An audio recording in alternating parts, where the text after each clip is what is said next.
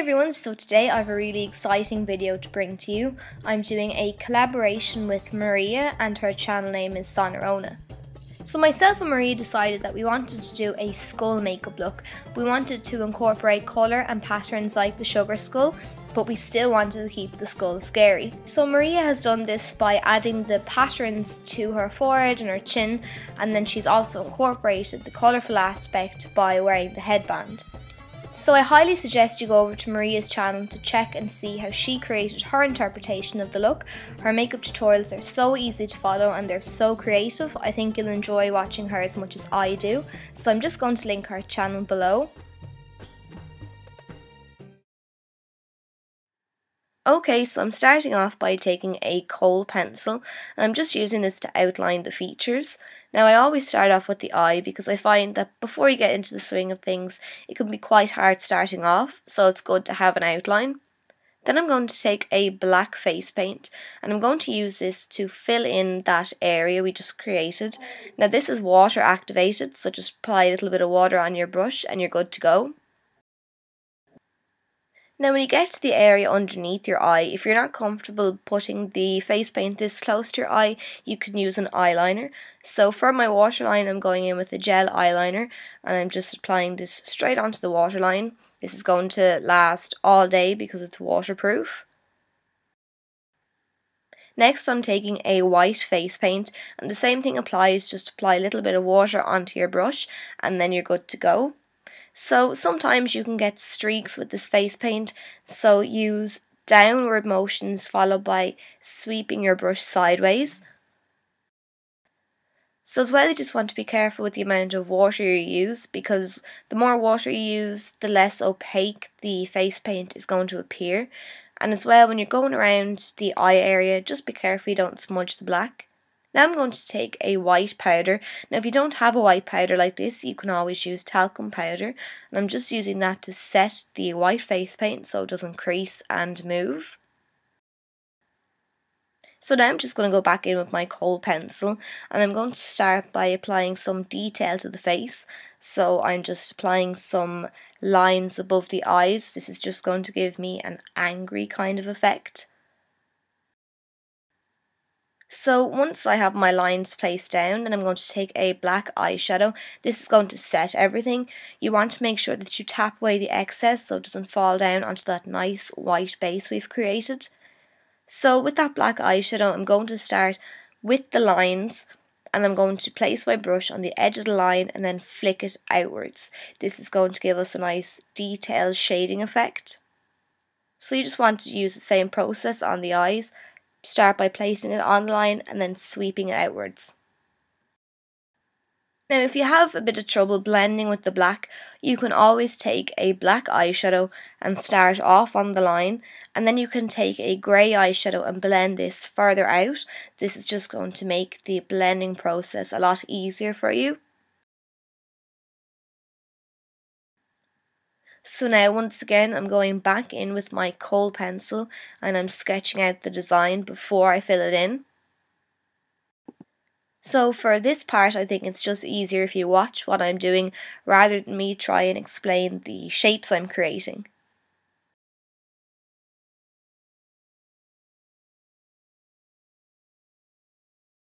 So for the mouth I'm just going to draw a line from the outer corner of my lips up to that shape we created. Then I'm going to start shading. Now I'm actually using the black face paint first to shade, and then I'm going to go back in with my black eyeshadow to further shade. So with regard to the lips, I found that using a cream product worked better. So I'm using NYX Jumbo Pencil in Milk, and this is going to give me a nice white base to create the teeth. So once you've applied the jumbo pencil, then you're going to need to set it so it doesn't move or crease. And I have dry lips, so it will crease into those crevices in my lips. Then I'm going to take a brush I have used previously. So this doesn't have a lot of product on it, which is good because it's going to help me create my outline. So if you make a mistake, don't worry too much about it. Just go over it again with a little bit of white face paint.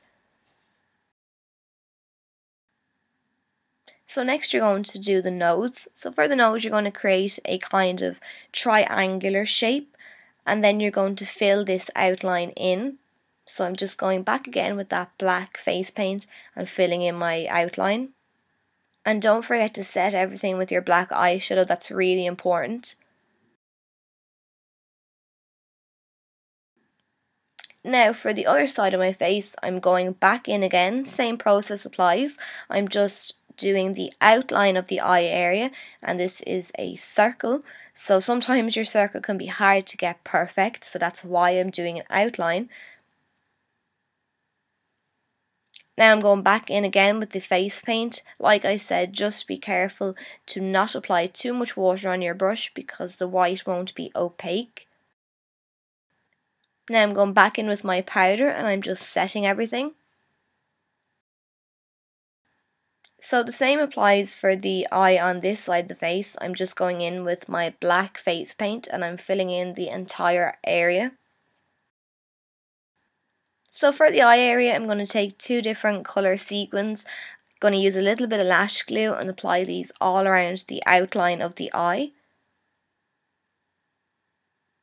Next I'm going to go in with a gorgeous pigment. Now I know this is blue and it's not going to really show up blue on top of that black base, but I just wanted to give it a bit of shimmer, a bit of sparkle. So now I'm going to fill in the nose, and it's so much easier to fill in this side because we already have the outline of the other side of the nose. So now a typical sugar skull has a detail on the forehead and on the chin. So usually you'll see a cobweb on the forehead. So that's what I'm doing. I'm drawing a straight line down and then 4 lines out from that. Then once you've that done, you're going to connect all those lines. So you're going to kind of make a W shape between each of the lines. And once I've this done, I'm going to add some shading just like I did above the eye area. I'm just going to place my brush down on the line and then blend it out. So for the mouth, I'm only going to draw a straight line out, and then I'm going to fill in half of the lips. So the upper lip, I'm just going to fill the top part of that, and then my lower lip, the bottom part of that. So then after I have completed that, I'm going to draw a few lines just straight down. Now to further add some detail to the cobweb, I'm just taking a silver glitter liner and I'm applying this to each of those lines that we drew.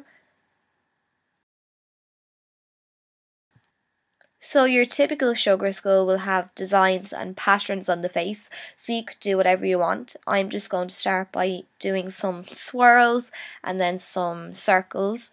So I'm going to keep in theme with the green and blue I used around the eyes, and I'm going to use a green glitter liner to draw in my swirls, and then the circles I'm going to use a deep blue glitter liner. So again with that blue glitter liner, I'm just going to draw a tear shape, and then I'm going to fill it in with a blue eyeshadow. So again, the same applies for the chin. There's usually a really nice pattern on the chin, maybe a rose or something, but I'm just going to stick with my tear shapes and swirls. So that's all I've done. I've just created an upside down tear shape and a swirl, and then I'm going to add 2 little dots to the inside and outside of that swirl. Then you can fill it in whatever colour you want. Again, I'm just sticking with my theme and applying it green.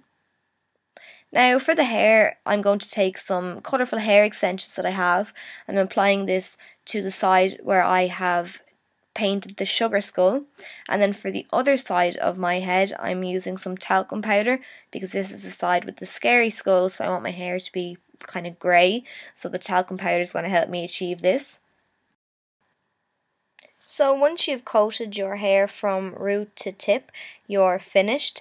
So I hope you enjoyed this tutorial. I hope it wasn't too tedious to watch. Thanks a million for sticking to the end if you did, and I'll see you in my next video.